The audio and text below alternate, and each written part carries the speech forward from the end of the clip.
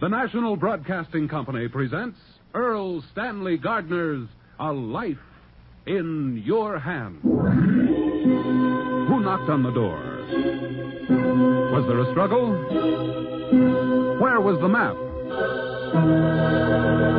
Listen while we place A Life in Your Hands. You never know when you step from the safety of your home when you may witness a violent death and be called upon to testify as to what you saw and heard. Murder is a dark enigma that strikes fear into the heart of man. Strange, baffling, mysterious. But the darkest crime one man can invent, another man can unravel. Such a man is Jonathan Kegg, created by Erle Stanley Gardner, the world's most popular writer of mysteries, creator of Perry Mason, Doug Selden, and other outstanding characters. Anything else, Miss Rogers? Here's something, Mr. Kegg. A note from the alumni secretary at the university. He suggests you come visit a few days. Every time I go up there, I'm tapped for part of a new baseball diamond or a stained glass window in the chapel. You never seem to mind, Mr. Kegg. It's worth it to talk with some of my old professors again. At least you'd be away from murders and crime. Maybe so. I can't think of any reason why a killer would pick a town that small or a campus that quiet. But you never know.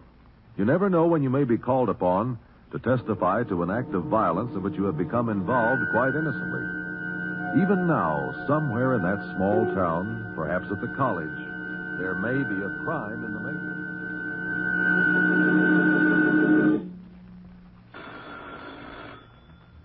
Oh, will that phone ever stop ringing so we can get on with this? Dr. Alanby. No, I have no comment. I told you newspaper people before, I have nothing further to say about my discovery. No, I told you I have nothing to say. Goodbye. Hello. Is this the desk? Mrs. Crow, if anyone else calls, tell them I've left the faculty club. I can't be reached. Thank you. Now, back to my speech, Barlow. I was summarizing, I believe. Let's start the recording. You had just compared Clara Temple with other important discoveries when I stopped the machine. These recordings on tape are certainly perfect. And my discovery of Clara Temple will at last prove my theory. Namely, that the Mayan people came from the Orient through what we now know as Alaska, down the Pacific coast into Mexico and Yucatan. Further, and equally important, our findings will disprove much of the error, invention, and deliberate fantasy created by that prolific author of Journey to the Hidden Valley and The Golden Serpent. I am sure you can all identify the master of misinformation to whom I refer. That was a very pointed barb at Mr. Weimer. That was my intention, Barlow. Weimer's a fraud. A disgrace to anthropology. Yes. Why doesn't the machine go on? The tape is still running. The pause is when you stopped for a glass of water. Oh, yes, so I did. I didn't lose their attention either. You can't blame them. As you said, the greatest discovery since King Tut's tomb was opened in 1922. By now, I am sure you are wondering about my future plans for excavation. I will lead an expedition to the interior of Yucatan as soon as possible. We will return with a golden treasure that will beggar the dreams of Spanish conquistadors. Thank you for your attention.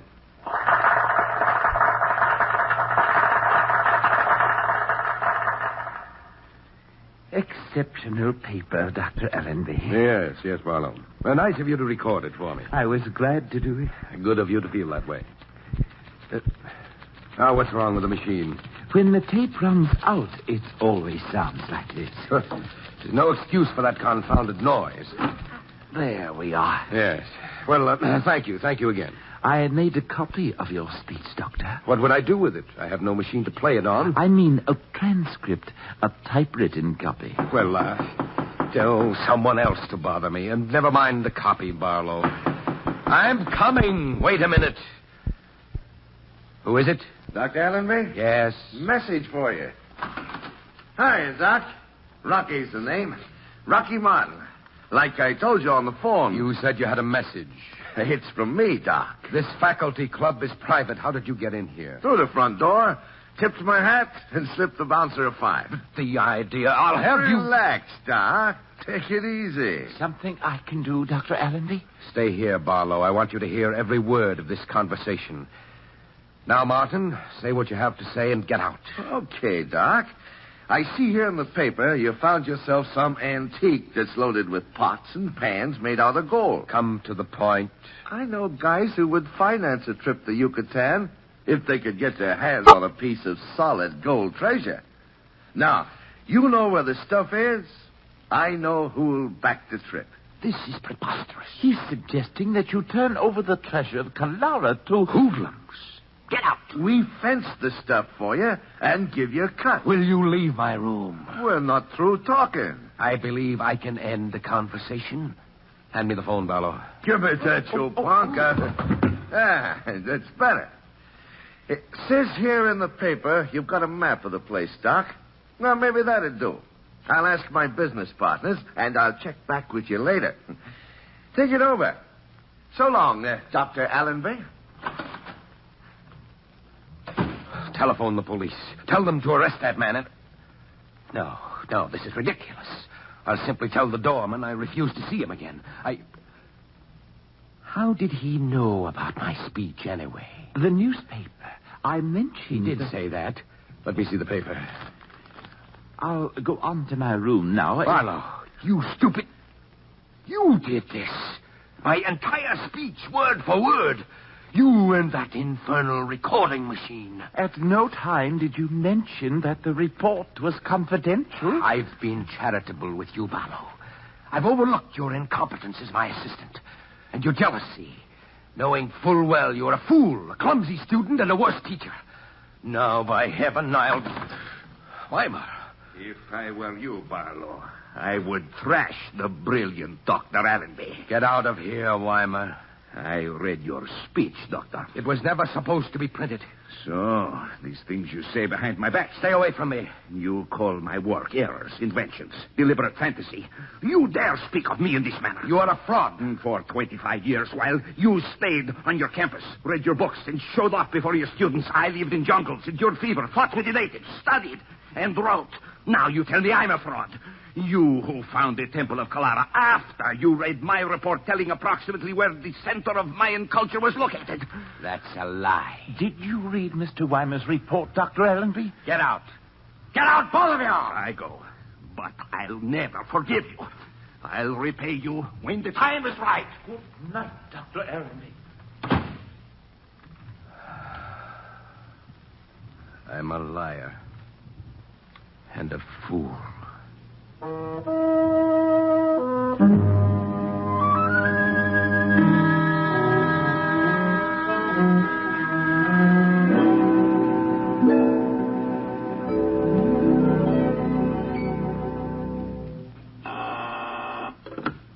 Good evening. The desk. Gordon Weimer, please. Mr. Panford, do you have a Gordon Weimer registered? Weimer? Oh, yes. Room 407, Miss Crow. I'm ringing Mr. Weimer. Thank you. Dr. Alanby told Chief Norcott 2 men are bothering him. Alanby's an old fuss budget. I heard him talking to you, Mr. Panford. How did I know he wouldn't want to see any reporters? His speech was in the paper. Only the man wasn't a reporter. He said he was. I'm sorry, there's no answer in 407. Any message for Mr. Weimer? No, thank you. The man said Dr. Alanby was expecting him. $5 and you were sure. I certainly can't blame Dr. Alanby for... Good evening, the desk. Is that you, Mrs. Crow? Hello, Professor Barlow. I'm dictating a letter, and I've come upon a word I can't spell. Maybe one of us will know. Professor Barlow can't spell a word. No. What is it? What's the word, Professor? You remember years ago they opened a tomb in Egypt, a king's tomb in one of the pyramids. They called him King Tut. King Tut.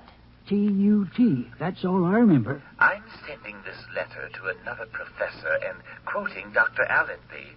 I just can't say King Tut. The full name is Tutankhamun. Oh, dear. He has to have the full name. Tutankhamun. Tell him to call the library. Mr. Panford suggests you call the library. That's a very good idea. The number is College 4920, isn't it? Would you get it for me, please? Just a minute. I'm ringing the library. Library. Go ahead, please. Would you mind checking the spelling on the name of King Tut of Egypt? It's pronounced Tutankhamun. Oh, we're about ready to close. Almost 10 o'clock. I would appreciate it. Well, I'll have to go to the reference room. Take me a few minutes. I don't mind waiting. Suit yourself. Is she going to look it up for you? Yes, I told her I'd hold the line.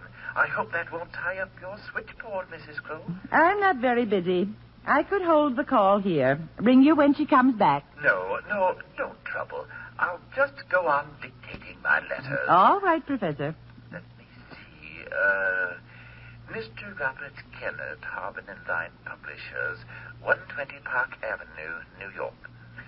Dear Bob, I hope by now you have looked over my latest draft on the manuscript and find it to your approval. Imagine that. Professor Barlow thought we could spell Tutankhamun, or whatever it is. One of the few around here that gives a help any credit. Most of them treat us like... Just a minute, young man. Where do you think you're going? I told you once tonight, pal, I'd get business with Dr. Alanby. He told me to keep you away from his room. That's so. Now you get out of this building before I call the police. Okay. Lots of ways to skin a cat. What does that mean? Skip it, Horatius. See you around. Did you see him? The same man. He tried to break in here again. That's nerve for you. Today, Dr. Alanby presented his paper to the Archaeology Society and caused a sensation. You know how the tyrant can spellbind a crowd. Well, this time he outdid. Good evening. The desk. This is Gordon Weimer, room 407. I'm checking out in a few minutes. I want my bill ready so I can pay when I leave. Thank you. Get 407's bill ready. He's checking out.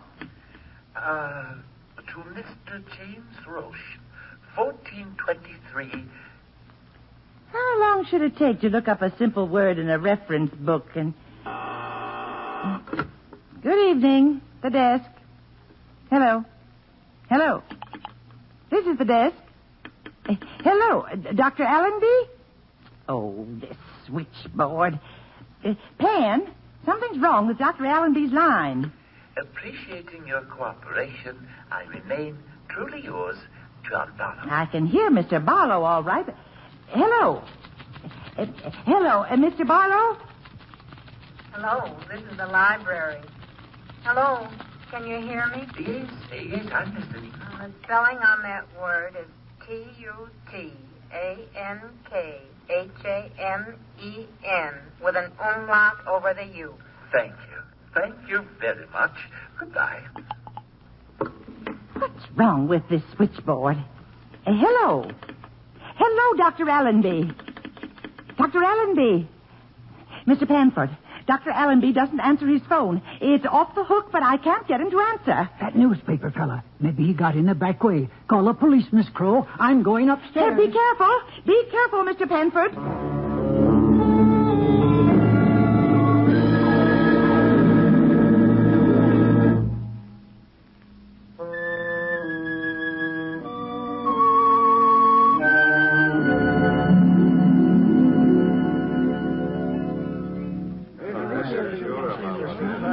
Go on, Mr. Panford. Dr. Alanby was lying near the table, face down, arms outstretched with a dagger in his back. His telephone was lying on the floor beside him. When did the police arrive? A few moments later. Thank you, Mr. Panford. That'll be all. Coroner Bowman. Yes, what is it you want? My name is Jonathan Kegg. I'm an alumnus of the university, and I have many friends here. I'd like to offer my services. In what capacity? I often serve as amicus curiae in cases of this kind. Amicus... Oh, yes, of course. I believe I recall your name, Jonathan Kegg. Well, certainly. Pull up a chair. Thank you. Quiet, everybody. Now, this gentleman is Mr. Kegg. He has a national reputation for serving as an amicus curiae, a friend of the court. He's kindly offered to help me in this inquest. Understand now, he represents no one. He simply uses expert knowledge and experience and his ability to cross-examine to get at the truth. Anything more, Mr. Kegg? I believe that covers it. You go right ahead. Call Rocky Martin. I'm not satisfied with some of his answers. Mr. Martin, will you return to the stand? Will you tell us again what you did after you were ordered to leave the faculty club? The first time or the second time? The second time. I drive to the nearest place that's open, buy a cup of coffee, and try to figure out what to do next.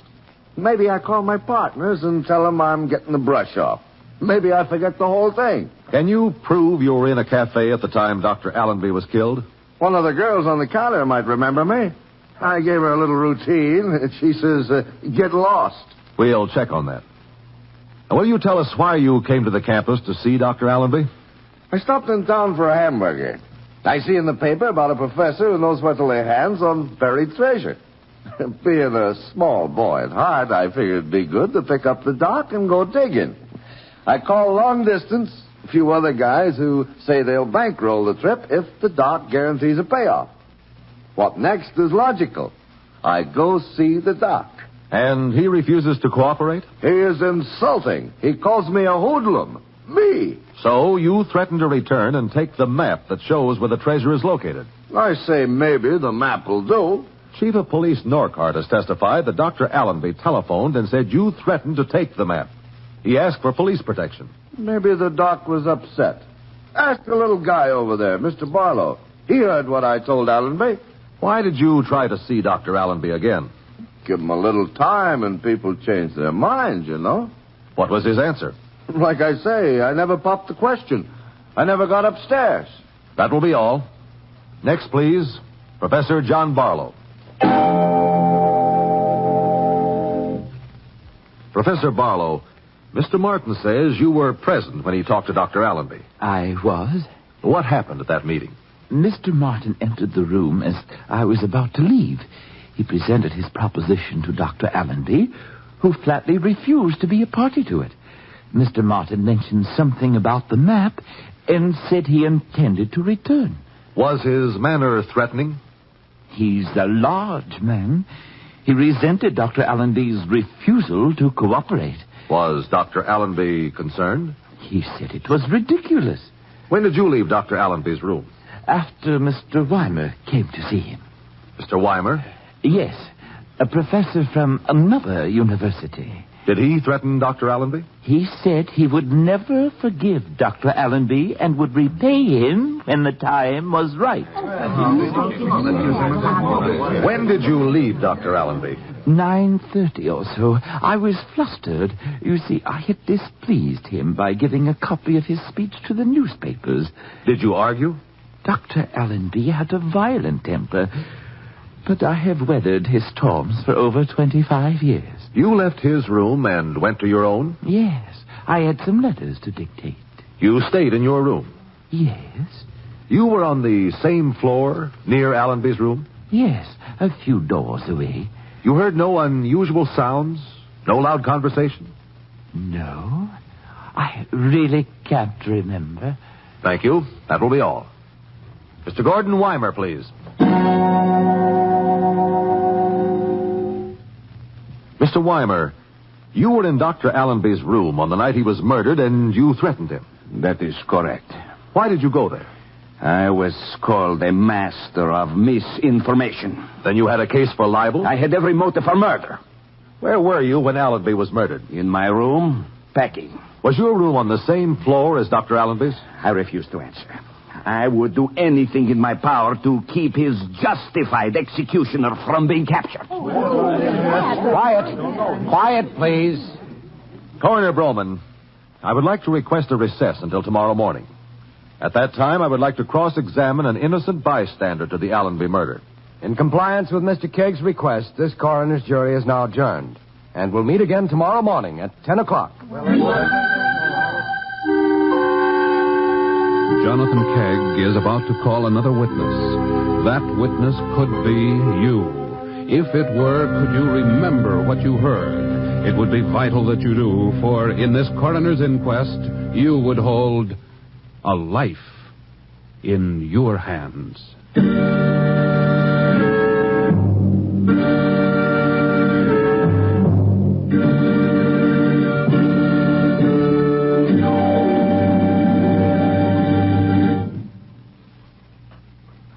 In this national election year, there is one obligation of democratic American citizenship which leads all the rest. This all-important obligation is to go to the polls in November and vote. It sounds easy, and it is. First, make sure that you are a qualified voter in your community. Yes, you must register. Then choose the candidates for whom you're going to vote, and choose them wisely. Don't wait until Election Day is here. Begin now to weigh and to consider the qualifications of each candidate for each office. If you do this, you will know, and know well, the names and the qualifications of each candidate for whom you wish to vote. Yes, this one obligation of democratic American citizenship leads all the rest in this national election year. For we strengthen our free government and demonstrate its vigor to the world when we cast our ballots. Be sure you are registered now, and be sure you vote this November.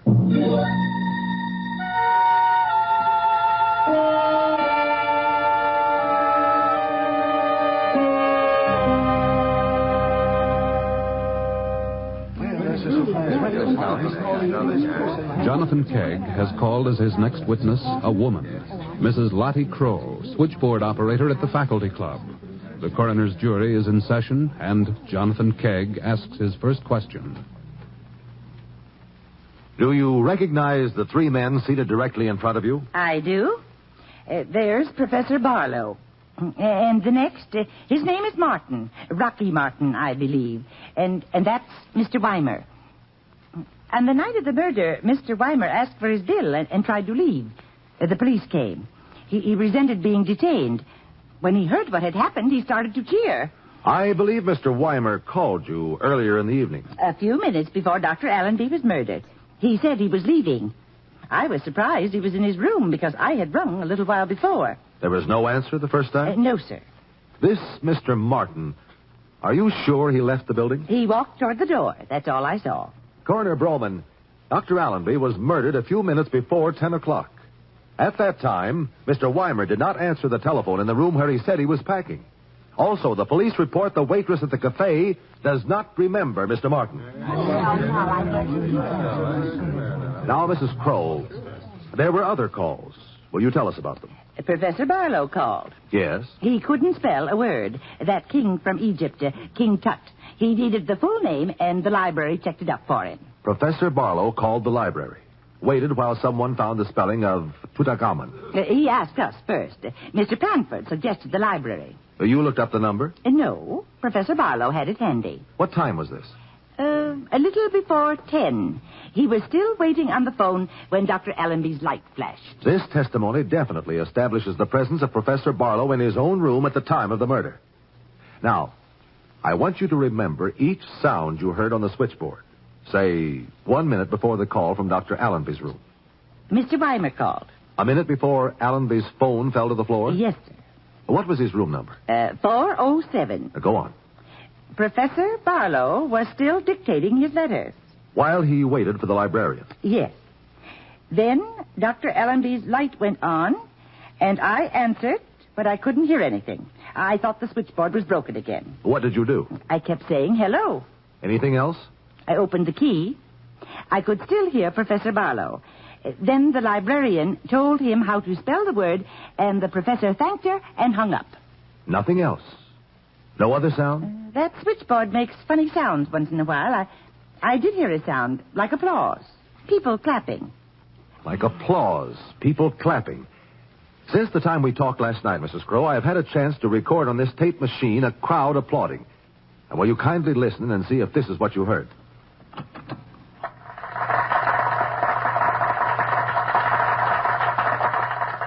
No, that's not right. It was lighter. Further away. I don't exactly know how to tell it to you. What's that? Well, nothing to be alarmed about. The tape has run off this roll. The end is flattening against the machine. No, don't turn it off. That's it. That's what I heard. Thank you, Mrs. Crow. That will be all. Mr. Barlow, you have a tape machine? I dictate all my letters.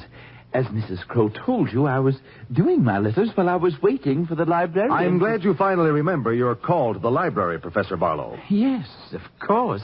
Now that it was mentioned, Coroner Bowman, the testimony of our innocent bystander, Lottie Crow, can be interpreted in only one way. Professor John Barlow killed his friend, Dr. Allen. A man of your standing should be careful about accusing people, Mr. Kegg. Dr. Alanby and I were hated enemies, mostly because he never noticed you. I was his assistant. And had taken his abuse for 25 years. You saw two other men who might be blamed for his death. You did what you've wanted to do for a long, long time. I was in my room. It was very simple. You needed 3 minutes to walk down the hall, pick up a dagger Dr. Alanby kept on his desk, and kill him and return. You knew Mrs. Crow and Mr. Panford would be flattered and remember that you asked for a spelling. You knew the library would take at least 3 minutes to find the answer. Mr. Panford suggested the library. Professor Barlow had the phone number at his elbow. He would have had the idea himself if Mr. Panford were not resourceful. I see nothing to deny. You have no proof. You knew every switchboard operator checks long calls to see if the parties are still talking.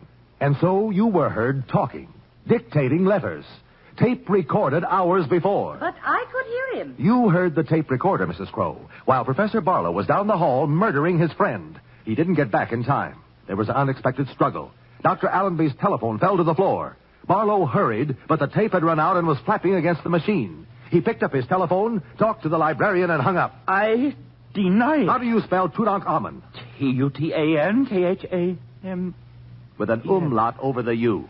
That is right, Professor. And you learned that spelling years ago. No archaeologist or anthropologist in the world would miss it. I hated him. He would claim my work. He said I was stupid, not even a good teacher. Coroner Bowman, I recommend that you instruct this jury to find that William Alanby died at the hands of his assistant in the anthropology department, Professor John Barlow.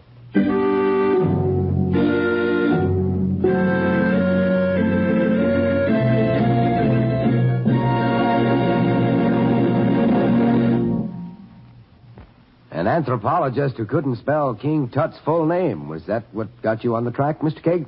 Well, if you remember, that fact was not mentioned until Mrs. Crow took the witness stand. That's right. The tip-off was Professor Barlow. He said he was the murdered man's friend. He was anxious to help find the killer. No trace of hate.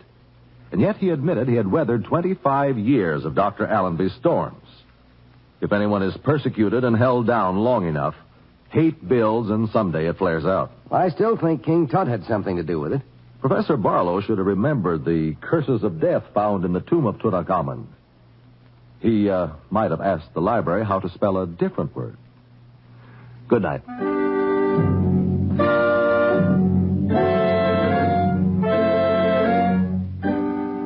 A Life in Your Hands is created by Erle Stanley Gardner, with script by Doug Johnson, directed by John Cowan.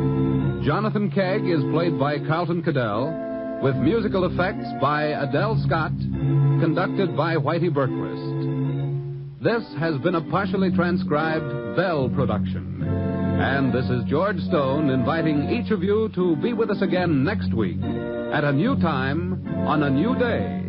The time will be 9 p.m. Central Daylight Time. The day will be Wednesday.